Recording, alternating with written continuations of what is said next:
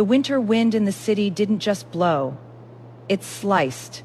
It whipped through the avenues with a personal vendetta, carrying a temperature of 3 degrees below zero that felt like knives against the skin. Autumn stood amidst the crushing, cheering crowd at the harbor plaza, her hands and feet long since numb inside her boots and gloves.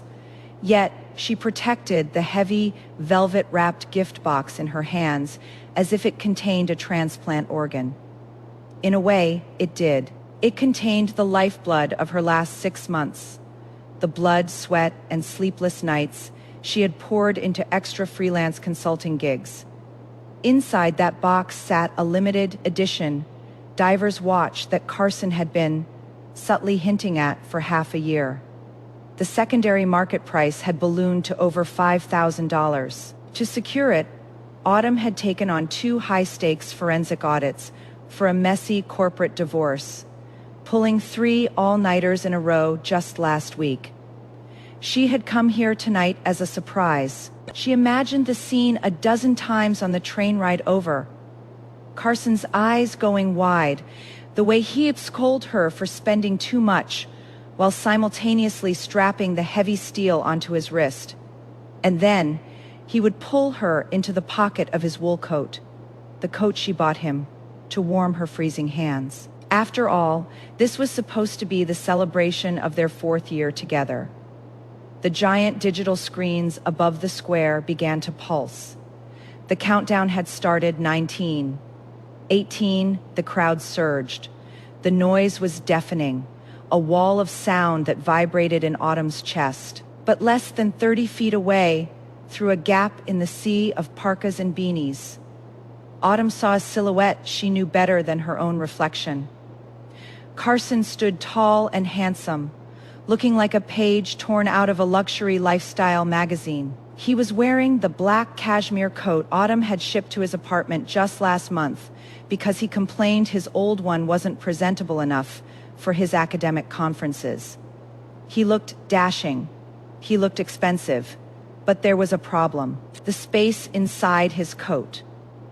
The warm pocket Autumn had imagined occupying was already full. A girl was tucked under his arm. She was petite, wrapped in a fluffy white jacket that made her look like a pristine snowflake. She was practically hanging off him, holding a silver helium balloon, looking up at Carson with eyes so full of adoration it was almost nauseating. Autumn recognized her immediately.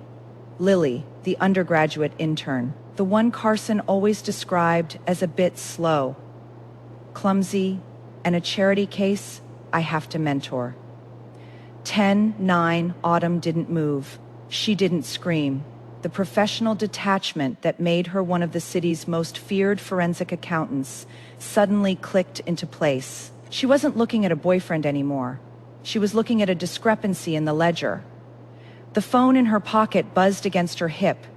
A notification from her special contact list cut through the noise of the night.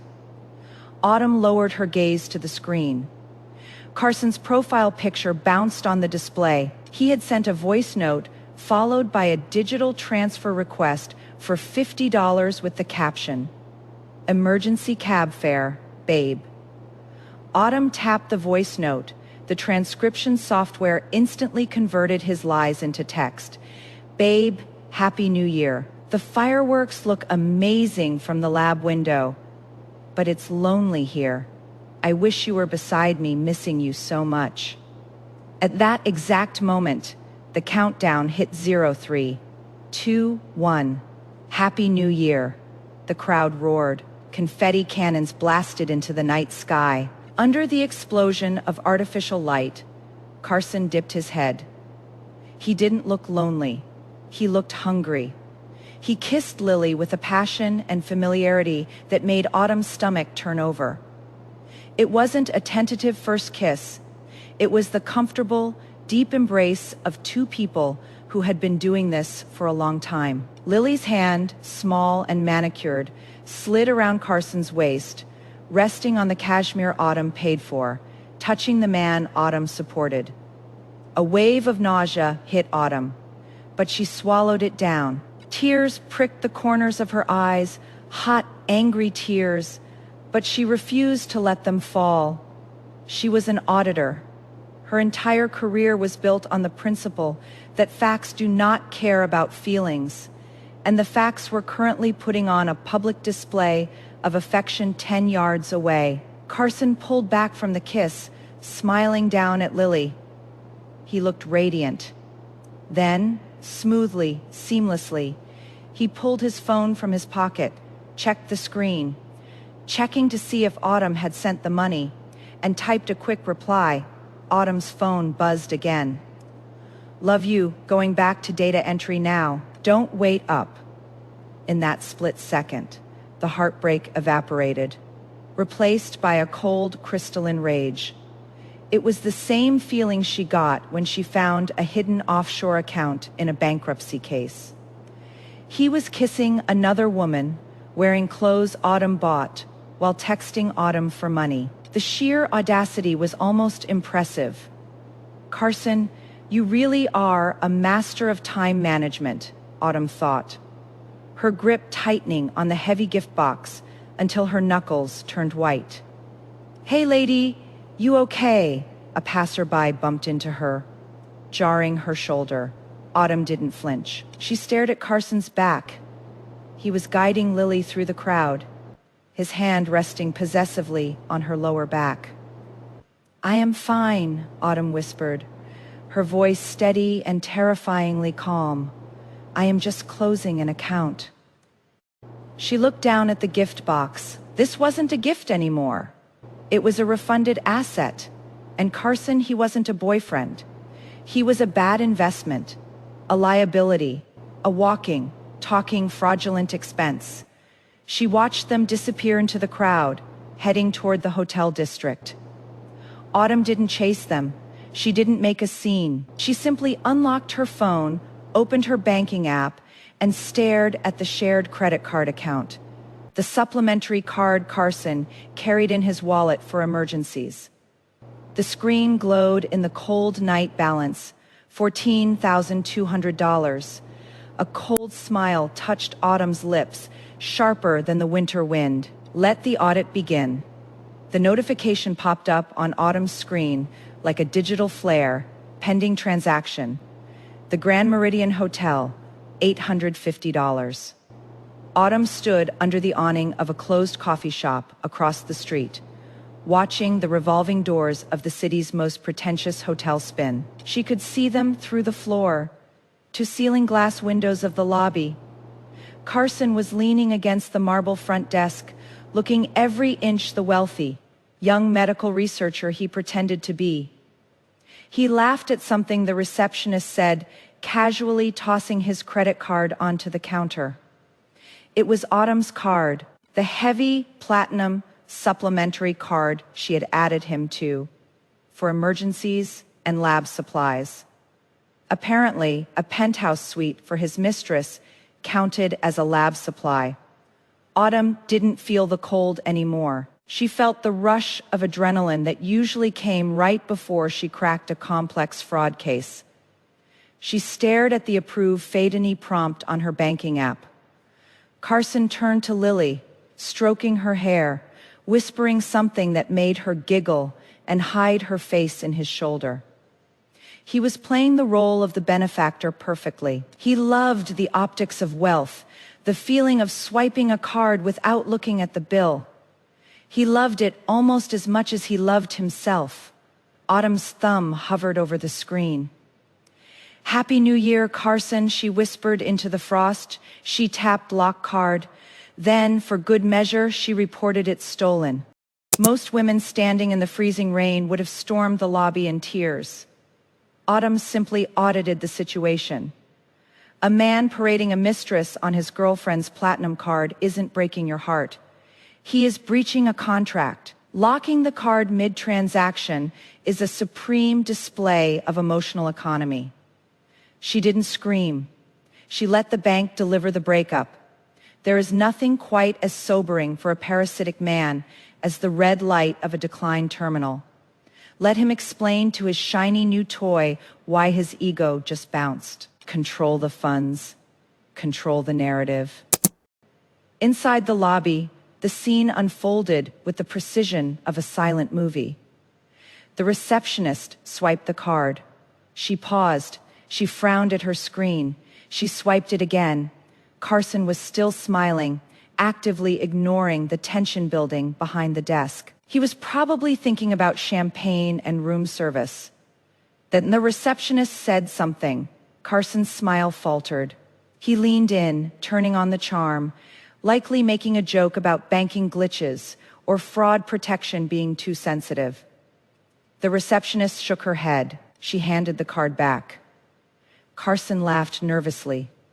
He patted his pockets, performing the universal dance of a man pretending to look for a wallet he knew was empty. He pulled out his own debit card, the one attached to his personal account, which Autumn knew for a fact had a balance of less than $40. He handed it over. The receptionist tried it. Autumn watched the receptionist's face. The professional smile didn't waver, but the eyes went cold, declined. Lily stopped giggling. She stepped back, looking around the lobby as if checking to see if anyone was watching. The illusion was cracking. The Prince Charming in the cashmere coat couldn't even pay for the pumpkin carriage. Carson's phone was in his hand a second later. Autumn watched her own screen light up. Incoming call. Carson Faithry. She let it ring 3 times. Let him sweat. Let the humiliation marinate. On the 4th ring, she answered. Hello. Her voice was breezy, light, completely at odds with the executioner she had just become. Autumn, thank God. Carson's voice was high, tight, and panicked. Babe, something is wrong with the platinum card. I'm at the pharmacy, trying to pick up my asthma prescription, and it keeps getting declined. Did you forget to pay the bill?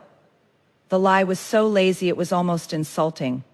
The pharmacy, Autumn asked, watching him gesticulate wildly at the hotel receptionist. That's strange. The fraud alert I just received says you're trying to authorize a nearly $1,000 charge at the Grand Meridian. Silence on the other end, dead, heavy silence. Inside the lobby, Carson froze. He spun around, scanning the street outside the hotel, his eyes wild. It is a glitch, he stammered, pivoting instantly. I'm not at the hotel, I'm near it. The GPS must be off. Babe, just unlock the card. I really need to get this medicine. My chest is tight. Your chest is tight because you are panicking, Carson, Autumn said coolly. And you are panicking because you are trying to check into a 5-star hotel with your intern using my money. Carson stopped moving. He saw her. Autumn stepped out from the shadows of the awning, illuminated by the streetlights. She was still holding the gift box. She raised her free hand and gave him a small, sardonic wave through the glass. The color drained from his face so fast, he looked like a corpse. Autumn, wait, he hissed into the phone, turning his back on Lily, who was now crossing her arms and looking very unamused. It's not what it looks like. She felt faint. I was just trying to get her a room to rest. I was being a gentleman. You know how stress affects me. Don't do this to me right now. A gentleman pays with his own money. Autumn cut him off. And a boyfriend doesn't spend New Year's Eve waiting for room service with another woman. You are being irrational. You are making a scene. His voice rose. Desperation creeping in. Just unlock the card, Autumn. We can talk about this later. Don't embarrass me in public. Embarrass you. Autumn let out a short, sharp laugh. Carson, your card was declined. You embarrassed yourself. I'm just the bank, and the bank is closed. I have rent due in 2 days, he shouted, forgetting Lily was standing right there. If you cut me off, how am I supposed to? Not my problem, Autumn interrupted. You're a smart guy, Carson. You're a doctoral candidate. I'm sure you can calculate the probability of me caring. She saw him flinch. Inside the lobby, the security guard was starting to drift toward the front desk. The receptionist had clearly had enough. Autumn, please. He dropped his voice to a beg. I love you. Don't leave me stranded here. I am not just leaving you, Carson, Autumn said, her voice turning to steel. I'm auditing you. What does that mean? It means go home, pack your things, and wait for my email, because when I'm done running the numbers on our relationship, you're going to wish you had just stolen the cash. She hung up. Autumn turned around and walked away. She didn't look back to see the security guard tapping Carson on the shoulder. She didn't look back to see Lily walking out the side door, leaving him alone at the counter. She walked straight to the nearest trash can. She lifted the velvet box containing the $5,000 watch, the symbol of her stupidity, her blind faith, and her wasted time. For a second, she hesitated. It was a lot of money. But then she thought of the look on his face when the card was declined. She dropped the box into the metal bin with a heavy thud. It was a sunk cost. And Autumn knew exactly how to write off a loss. She hailed a cab, climbed into the warm leather back seat, and pulled out her tablet. She opened a fresh spreadsheet. Row 1, column A, the beginning of the end. The apartment was quiet, the kind of heavy, insulated silence that only expensive high-rises in the city could afford. It was 3 a.m. Autumn sat at her dining table, a glass of ice water sweating onto a coaster beside her. The only light came from the glow of her dual monitors. On the left screen, 3 years of bank statements, Venmo histories, and credit card bills. On the right screen, project, liquidation, XLSX Autumn typed with the rhythmic, terrifying speed of a concert pianist playing a requiem. The 14th of July, 2021. Loan for medical school application fees, $2,500. Status unpaid. The 3rd of October, 2021. Brooks Brothers suit for interview, $92,200. Note, investment in our future. Status, gifted under false pretenses. The 14th of February, 2022. Dinner at Le Bernardin, $600. Note, he forgot his wallet again. Status, debt. It was a bloodbath of numbers. A comprehensive history of financial parasitism. Carson hadn't just been mooching. He had been systematically extracting resources. There were textbook fees that coincided with concert ticket releases. Lab equipment repairs that matched the exact price of a weekend Airbnb in the Hamptons. A trip he claimed was a solo study retreat. Autumn Cross referenced the dates, May 2023, Hamptons trip. She pulled up Instagram. It took her all of 10 minutes to find Lily's private account. Carson was careless with his passwords, and Autumn remembered everything. There it was, a photo dated May 2023. Lily on a beach, holding a glass of Rosé. The caption, study break with the best mentor ever. Number black. In the reflection of her sunglasses, you could see a man, you could see the black cashmere coat. Autumn felt a cold burn in her chest, but her fingers didn't stop. She screenshotted the post. She pasted it into the spreadsheet under a tab labeled evidence of misappropriated funds. This wasn't heartbreak anymore. This was forensic architecture. She was building a monument to his deceit. Brick by brick, dollar by dollar, her phone buzzed, a text from Trevor. Saw you logged into the firm's server remotely. Everything, okay? It's 3 a.m. Autumn. Even partners sleep, eventually. Trevor, the managing partner, a man who wore 3-piece suits, like armor, and had a reputation for destroying opposing counsel with a single whispered sentence.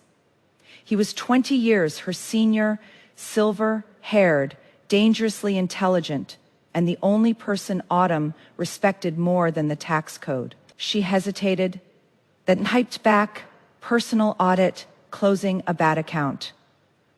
The reply was instant. The boyfriend, the ex-boyfriend. A moment later, her phone rang. It was Trevor. Don't tell me you are crying. His voice was rough with sleep, but alert. I don't do tears before sunrise. I am not crying, Autumn said, her eyes scanning a line item for a medical conference in Miami that cost $4,000. I am calculating interest.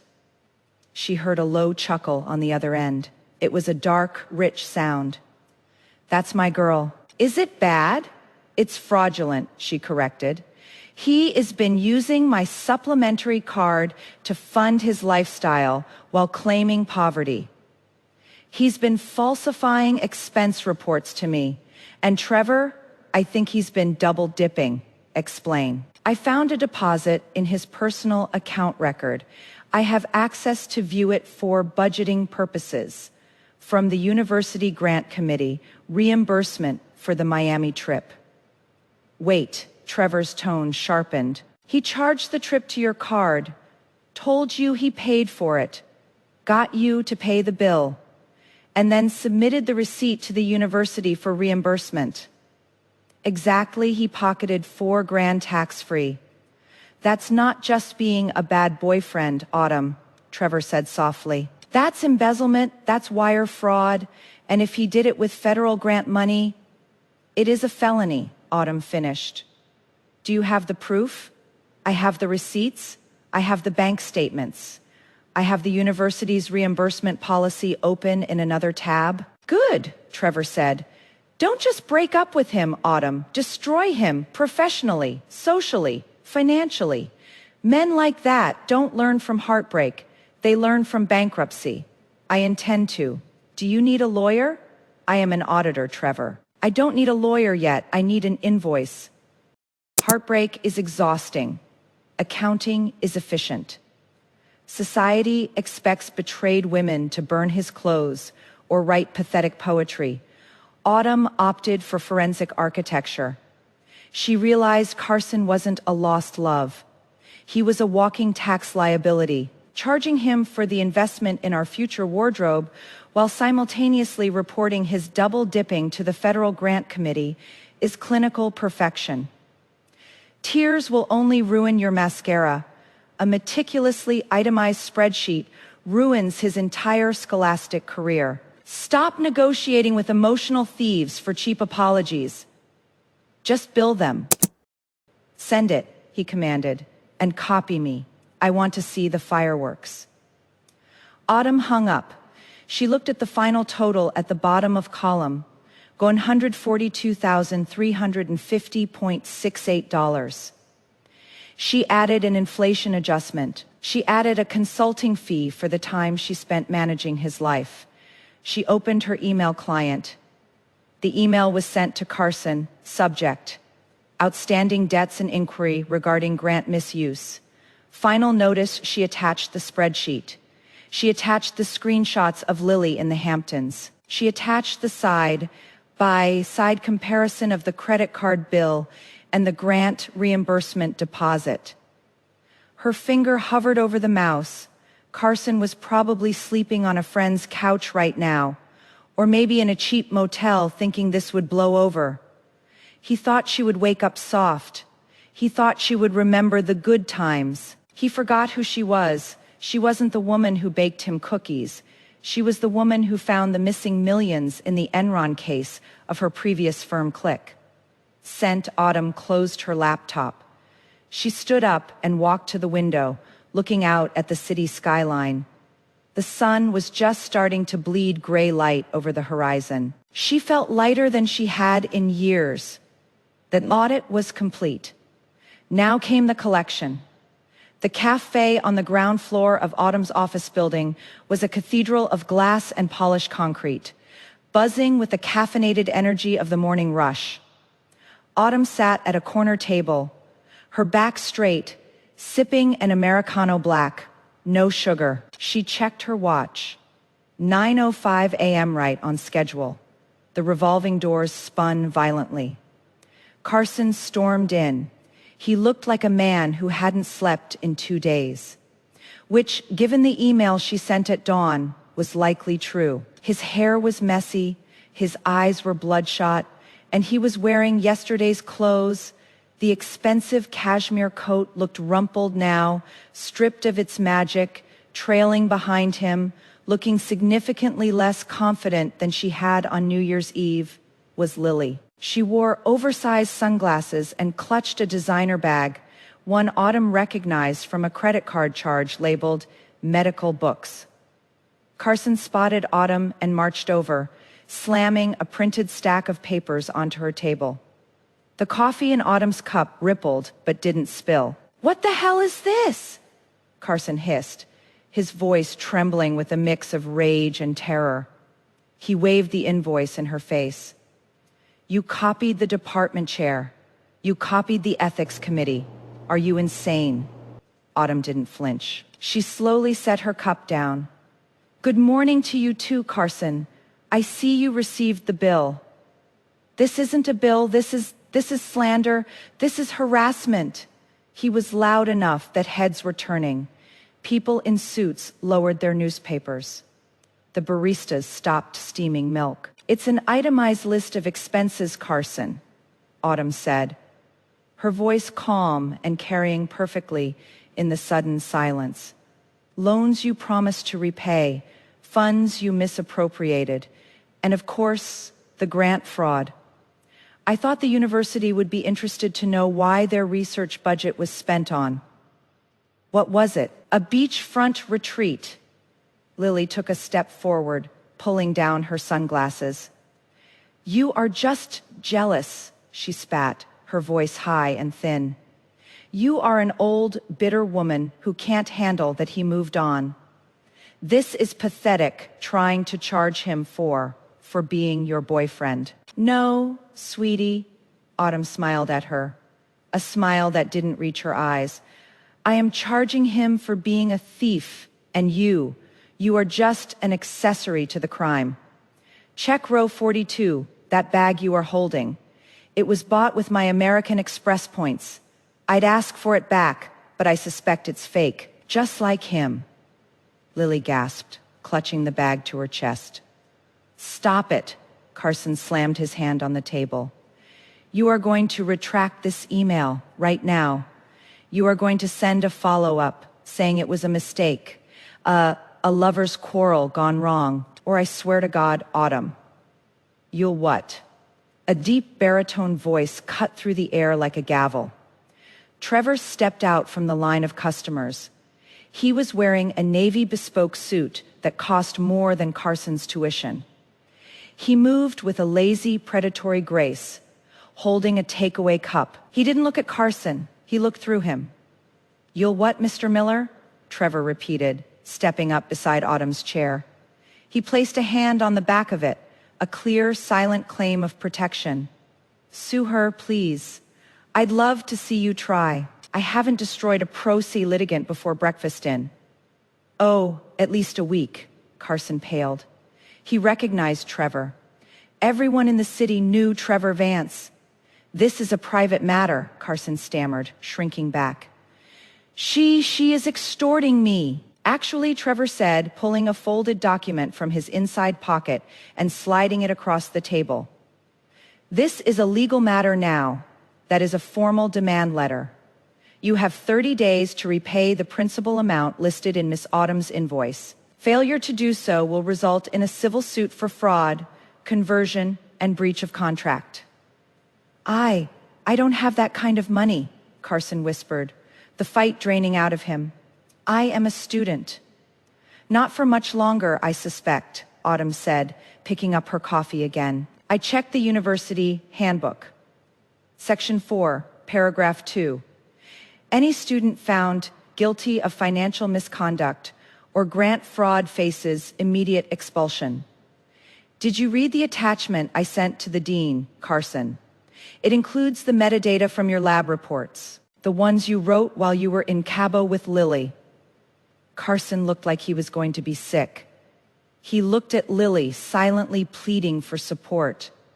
Lily looked at the invoice on the table. She looked at the total sum, $142,350.68. Then she looked at Carson, really looked at him, shabby, broke, and about to be kicked out of medical school. The realization hit her face like a slap. There was no future doctor here. There was no penthouse. There was just debt.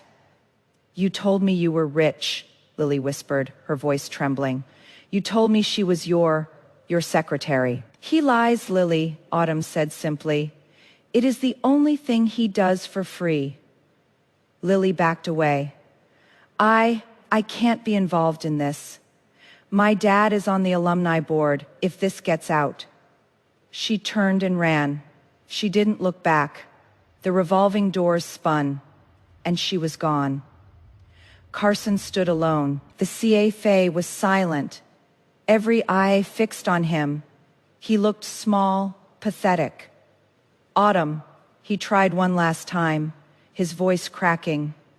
"Please, I'll do anything.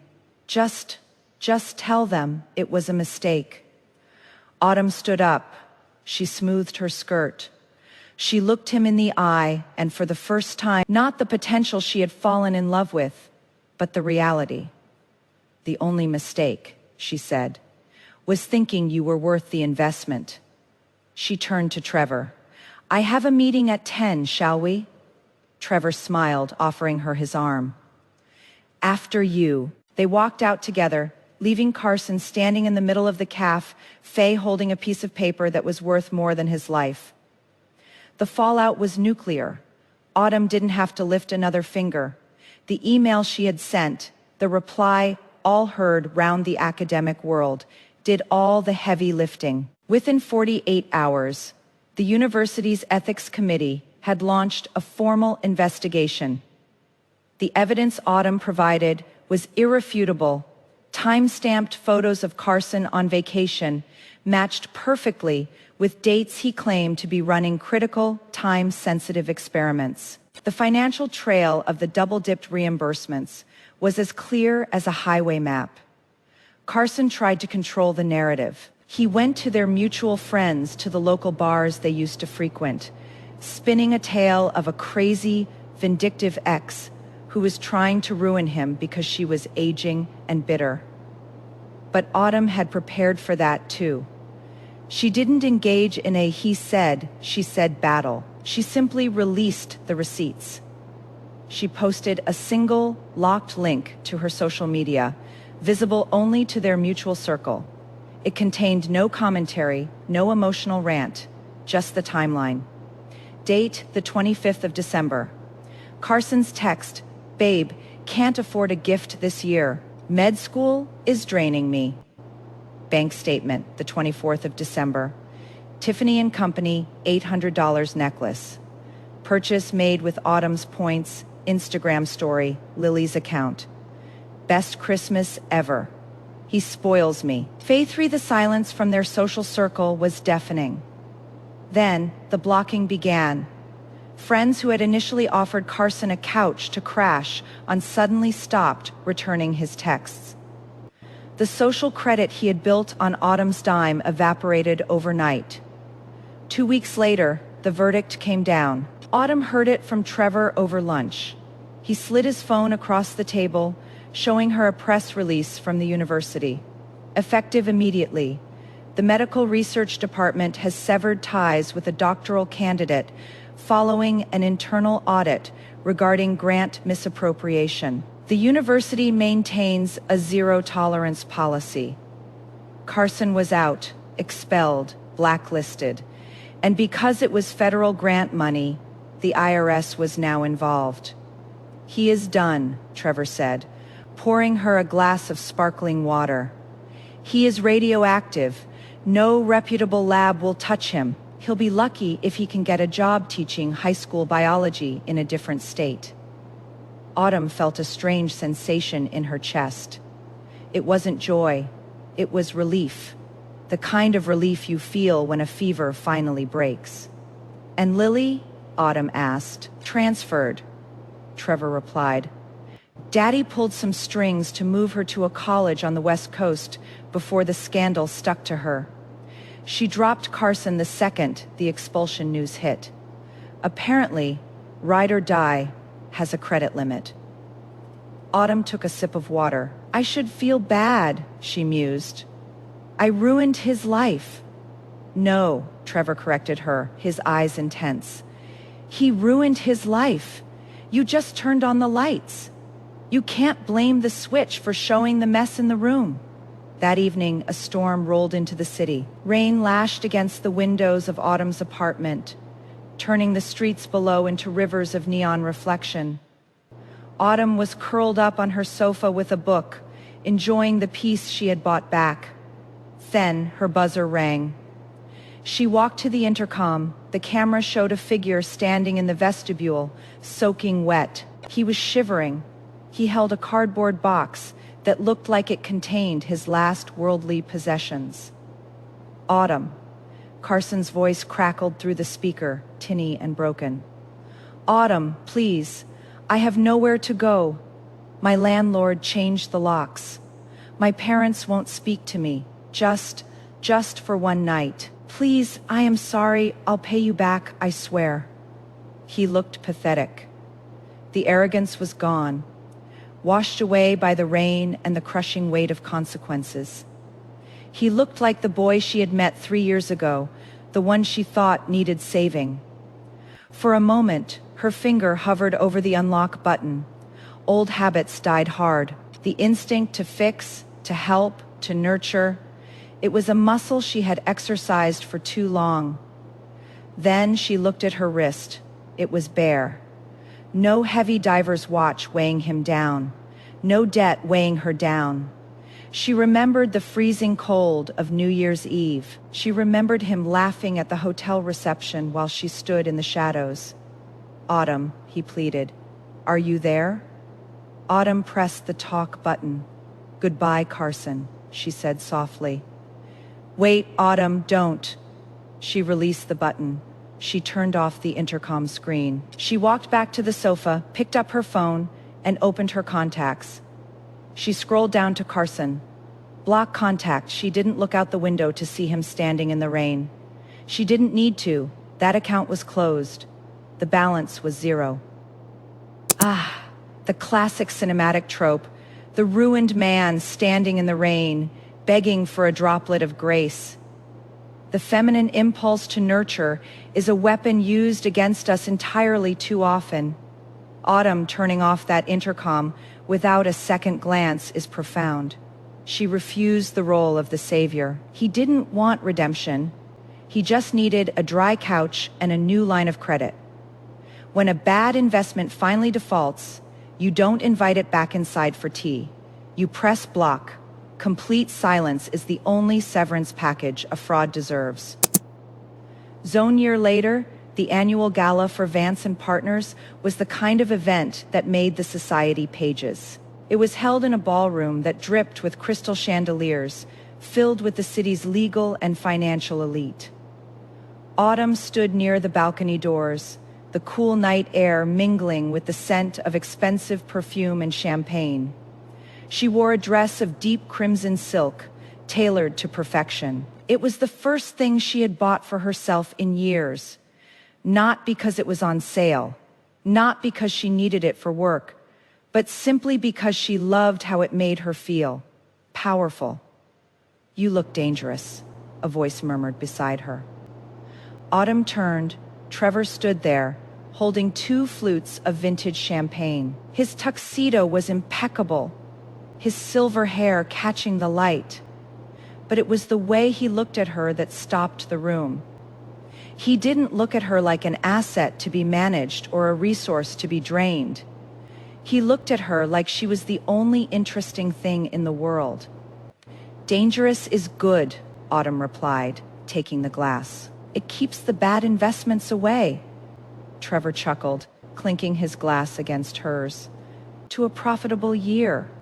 To closing the books, Autumn corrected with a smile. It had been a year of reconstruction. Autumn had been promoted to senior forensic analyst. She had bought her own apartment, one where the rent was paid by her for her. She had rebuilt her savings, dollar by dollar, filling the hole Carson had dug. But more importantly, she had rebuilt herself. She heard a rumor recently, filtered through the grapevine of mutual acquaintances she hadn't bothered to block. Carson was working at a medical supply warehouse in New Jersey. Minimum wage, living in a basement apartment. He was still paying off the legal fees from the university's lawsuit. Autumn didn't feel a spike of glee.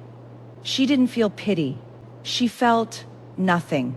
He was just a line item in a previous fiscal year, written off, forgotten. "I have a proposal for you," Trevor said, his tone shifting. He wasn't looking at the party anymore. He was looking at her. Busyness or pleasure? Autumn asked, raising an eyebrow. Both, Trevor said. "There is a new fraud case opening in London. High-profile complex. It needs the best auditor I know." "And who might that be?" "You," he said. "I am heading the legal team. I need a partner I can trust. Someone who sees the details everyone else misses." He took a step closer. The air between them crackled, electric, and warm.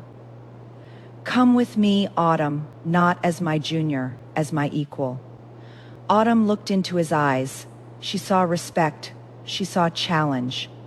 She saw a future that wasn't built on sacrifice, but on shame. She thought about the girl freezing in the Harbor Plaza, holding a gift for a man who didn't care. That girl was gone. The woman standing here didn't need to buy love. She commanded it. "London," she mused, swirling her champagne. "I hear the exchange rate is favorable." "Very," Trevor smiled. "So what do you say?" Autumn looked out at the city lights one last time. Somewhere out there, in the dark, Carson was paying for his mistakes. But here, in the light, Autumn was cashing in on her resilience. She turned back to Trevor and raised her glass. "I say," Autumn whispered, "let's open a new account. Let us pour a glass of something incredibly dry and have a frank discussion about the investment boyfriend." Women are socially conditioned to be the ultimate venture capitalists for entirely average men. We buy the interview suits. We pay the rent. We quietly edit their dissertations. We do this under the delusion that our unwavering support is a down payment on a secure future. We assume the IPO of his success will pay out in loyalty. It rarely does. When a man requires your wallet to establish his standing in the world, you are not his partner. You are his overhead. You are the angel investor for an ego that will inevitably seek a younger, less complicated audience once the checks clear. Carson didn't leave Autumn because he fell in love with Lily. He pursued Lily because she looked at him like a doctor, while Autumn knew exactly how much his asthma medication cost. Autumn's absolute victory lies in her pivot. She refused the cheap costume of the victim. She did not ask, "Why wasn't I enough?" She asked for her money back. She understood that exposing the truth is not an act of malice. It is a public service announcement. Sticking a parasite with the bill is the highest form of self-care.